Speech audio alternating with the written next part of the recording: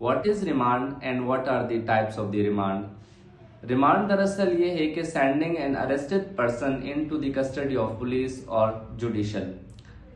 इसका मतलब ये है कि जब भी कोई ऑफेंस जो है वो अगर होता है तो उसके बाद जो है वो उस बंदे पे एफआईआर दर्ज हो जाती है, और एफआईआर दर्ज होने के बाद सेक्शन 61 ऑफ द सीआरपीसी ये डिफाइन करता है कि पुलिस को जो है उस बंदे को, उस अक्यूज पर्सन को जो है वो विद इन 24 आवर्स जो है उस नियरेस्ट जो मैजिस्ट्रेट है उसके सामने उनको पेश करना है।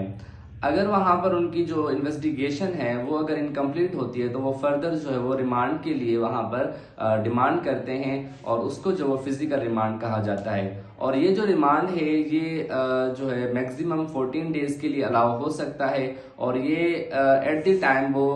जो कम्प्लीटली 14 डेज के लिए अलाउ नहीं कर सकते,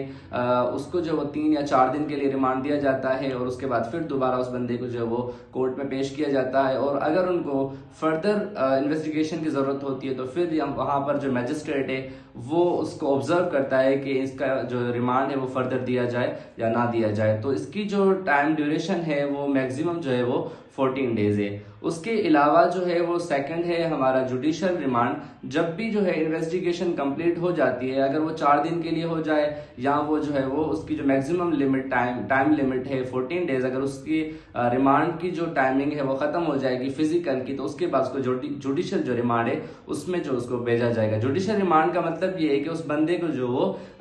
जेल में जो है भेजा जाता है, और उसके बाद जो बंदा अपनी बेल के लिए भी अप्लाई कर सकता है, और फर्दर जो ट्रायल है वो भी उसका जो प्रोसीड हो जाएगा। और फिर उसको जो है वो उसकी भी टाइम ड्यूरेशन ये है कि उसको 14 डेज के अंदर जो है वो कोर्ट में पेश किया जाएगा, और उसका जो रिमांड है जुडिशियल वो फिर रिव्यू होता रहेगा। अगर वहां पर कोर्ट को लगेगा इसको दोबारा फिर जो जुडिशियल रिमांड में भेजा जाए तो उस 14 डेज के बाद फिर उसको जो है वो जुडिशियल रिमांड किया जाता है।